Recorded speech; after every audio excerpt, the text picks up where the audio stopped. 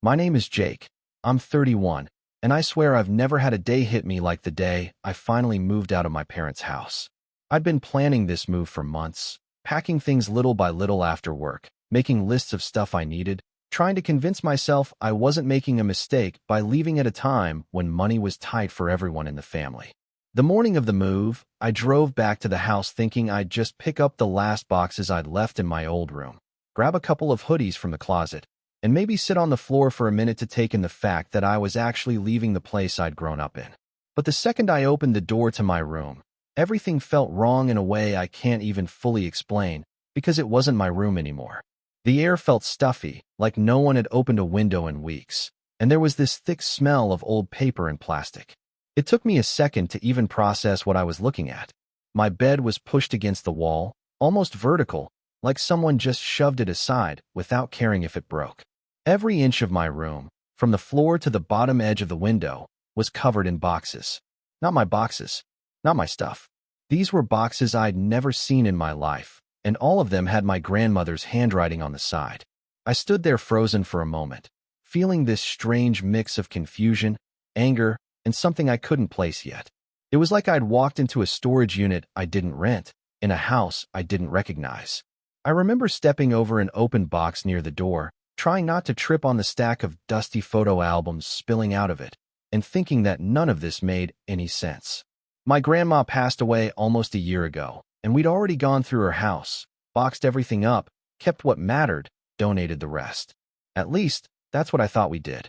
But apparently, while I was working late shifts and trying to save up for my new place, my family had turned my room into some kind of secret storage area. I kept looking around, noticing details that made the situation even weirder. There were bags tied shut with duct tape, some of them labeled with dates going back more than a decade, and others with nothing written at all. My closet wasn't even a closet anymore. It was stacked from the bottom to the top with mismatched boxes, like whoever did this didn't even bother to put things neatly. I could feel this pressure building in my chest because it suddenly hit me that nobody in the house told me a single word about this. Not once. And the more I looked, the more it felt intentional, like it wasn't something they forgot to mention, but something they made sure I wouldn't find out until the last possible second. I kept thinking, why my room? Why hide it from me? Why now, on the exact day I was officially leaving? When I shifted one of the boxes to make space to reach my dresser, I heard something inside it slide, like metal against wood. I opened it without thinking, just acting on instinct, and the stuff inside didn't match any version of my grandmother that I knew. There were old letters bundled with twine, a bunch of them addressed to people I didn't recognize. Some envelopes were still sealed. There were little cloth bags tied tight, each one with a small lump inside, like jewelry or coins or maybe something else entirely. And underneath all that, there was a tin box filled with cash. Not a fortune or anything, but definitely more than a casual stash someone would hide. I remember my hands shaking, not because of the money, but because suddenly everything felt like some kind of cover-up I wasn't supposed to discover. I kept replaying the last few months in my head, trying to remember if anyone ever hinted at this. My mom had been extra tense lately, my stepdad too, but I thought it was just the usual financial stress. The more I moved things around, the clearer it became that all of this had been going on for a while. And they had used my room specifically, like it was the safest place to keep whatever the hell this was. As I tried to clear enough space to even reach the top drawer of my dresser, I noticed something else. One of the boxes had my name written on it. Not my grandma's handwriting, but my mom's. It wasn't written neatly either. It looked rushed, almost panicked. I pulled it out so fast that I ripped one of the corners open. Inside, there were more papers, but these weren't old letters. These were documents from my grandmother's estate. Bank statements, property forms, receipts, things that should have been handled when she passed. I found a whole envelope marked, "Not for Jake." And that's when something in me snapped, because suddenly everything made sense and didn't make sense at the same time. It wasn't that they were storing her stuff. They were hiding it from me, and I had no idea why. My head was spinning so much that for a moment I thought maybe I was misunderstanding everything, that maybe they were planning to tell me eventually, or maybe they were keeping the documents safe for some reason that hadn't crossed my mind yet. But then I remembered how many times I'd told them the exact date of my move, how much they insisted they had cleaned my room for me. Cleaned. That was the word my mom used. And all this time, it was the opposite. I sat on the edge of my tilted mattress, looking around my own room like I was trespassing in a place that used to belong to me. And all I could feel was this heavy, sinking disappointment. Not even anger yet.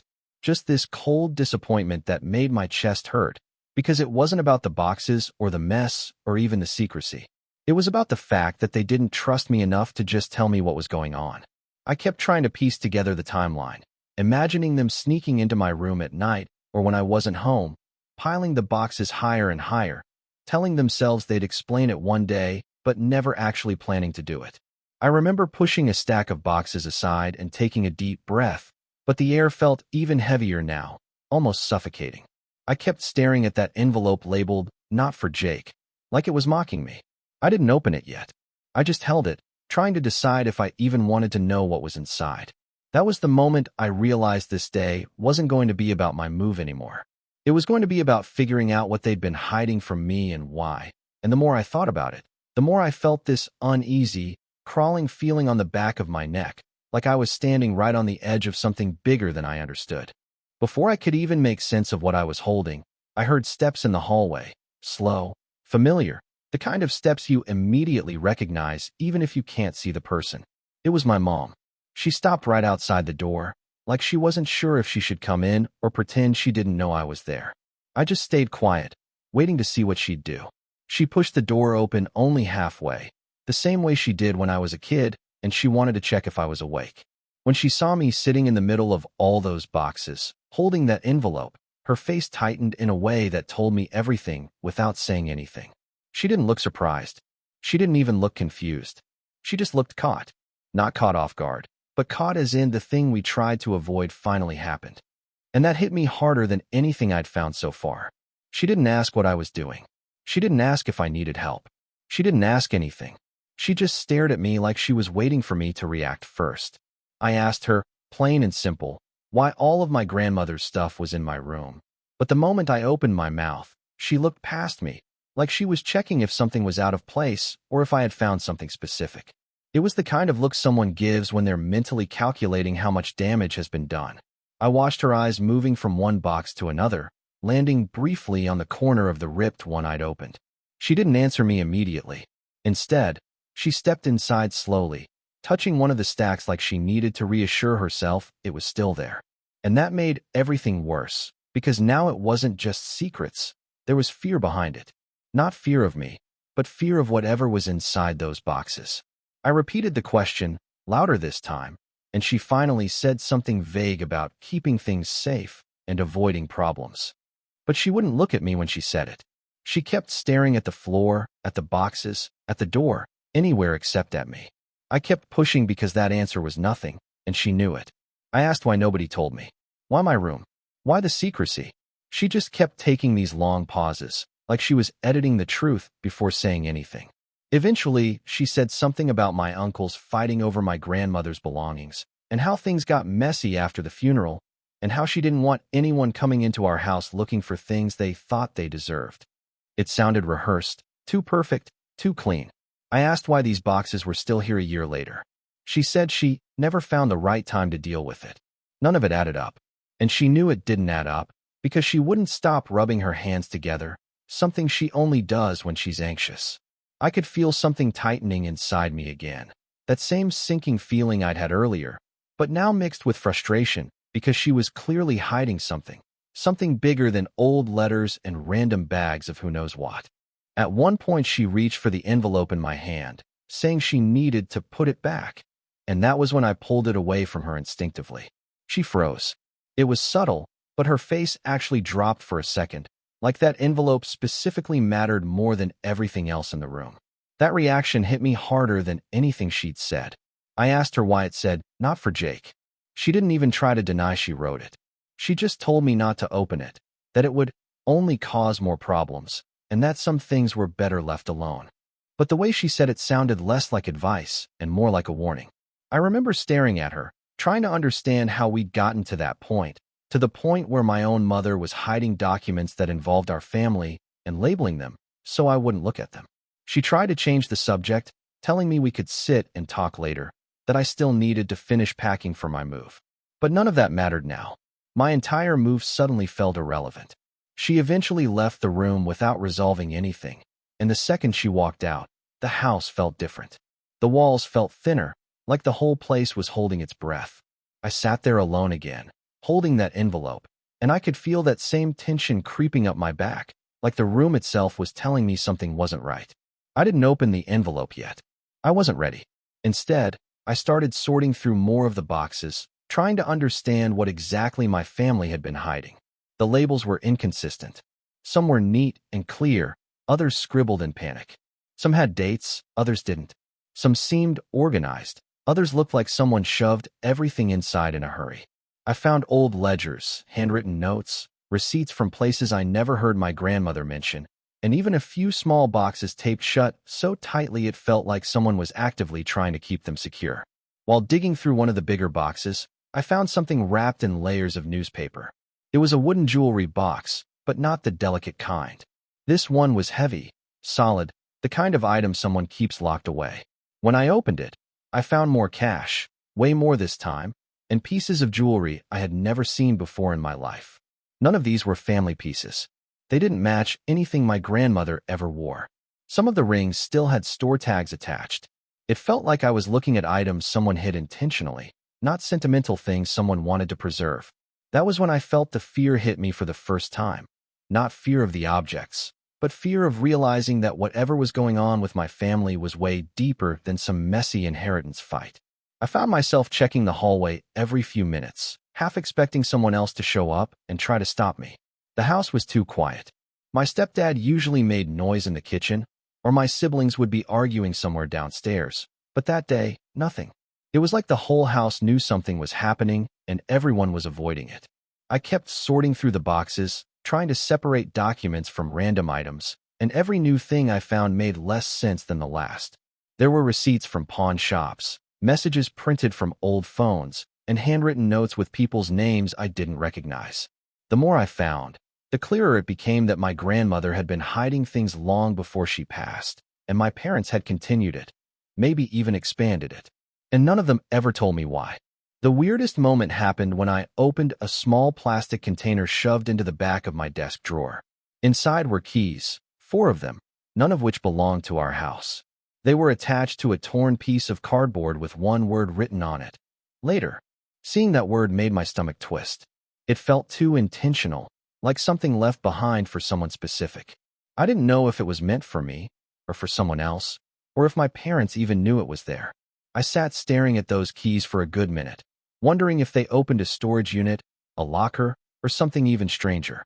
I kept replaying memories of my grandma, trying to remember if she'd ever mentioned a second house or a safe deposit box or something hidden. But I had nothing. She was private, sure, but not secretive, not like this. The weirdest moment happened when I opened a small plastic container shoved into the back of my desk drawer. Inside were keys, 4 of them, none of which belonged to our house. They were attached to a torn piece of cardboard with one word written on it. Later, seeing that word made my stomach twist. It felt too intentional, like something left behind for someone specific. I didn't know if it was meant for me, or for someone else, or if my parents even knew it was there.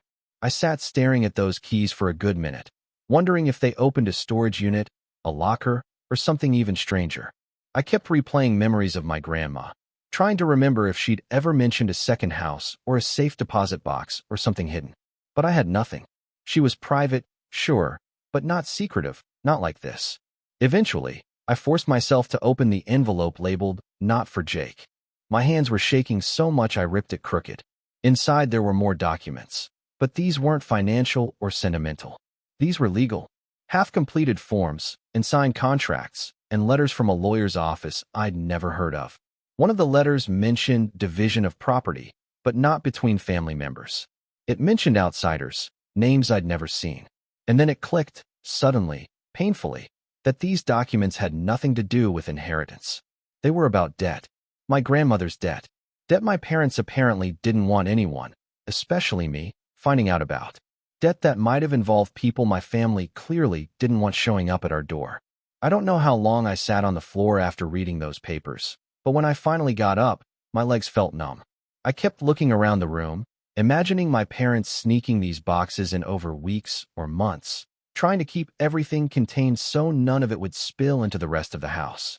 But eventually the truth hit me harder than anything else. They didn't trust me because they didn't want me involved in whatever this was. Maybe they were trying to protect me. Maybe they were trying to protect themselves. I couldn't tell anymore. But that didn't change the fact that they'd lied to me. Repeatedly. And in a way that made me feel like a stranger in my own house. I started packing only what was mine, avoiding the boxes like they were radioactive. I just wanted to get out of the house at that point.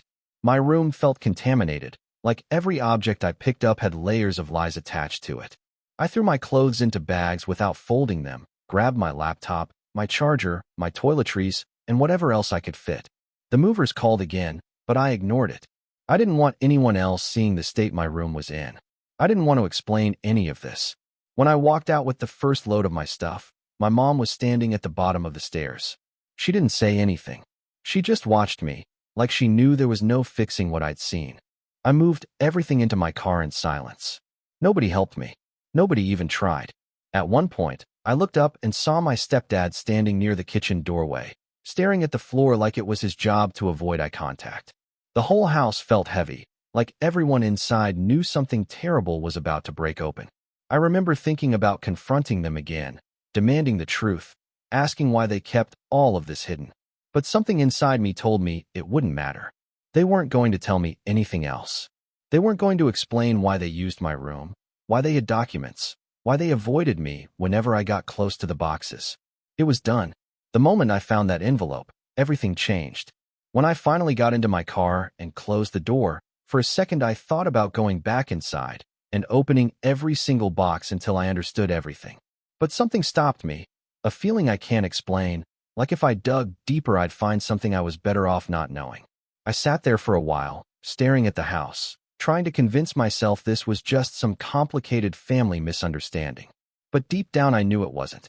I turned the key, backed out of the driveway, and didn't look back. It felt like leaving a crime scene I didn't fully understand. The weirdest part is that nobody ever brought it up again. Not once. Not the boxes, not the documents, not that envelope, nothing.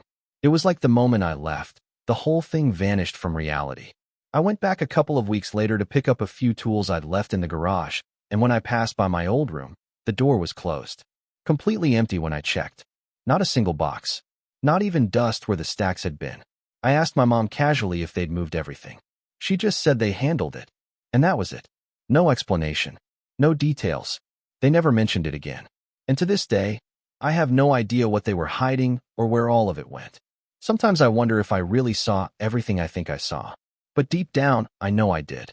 I just wish I knew why they needed to hide it, and why they needed to hide it from me.